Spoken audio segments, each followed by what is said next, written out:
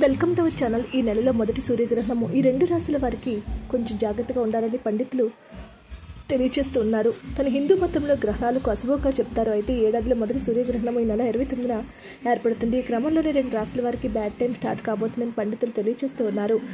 అయితే అంతేకాదు ఆర్థికంగా సమస్యల బారిన పడే అవకాశం ఉంది. ఈ సూర్యగ్రహణం మార్చి 29 సంభవిస్తుంది. అయితే ఈ సమయంలో తెలుగు సంవత్సరాది కూడా జరుపుకోబోతున్నారు. ఈ గ్రహణం రోజు శని రాశి మార్పు వల్ల రెండు రాశుల వారికి ఇబ్బందులు కాగా పెరుగుతాయి. ఆ రాశులు ఏంటో తెలుసుకుందాం.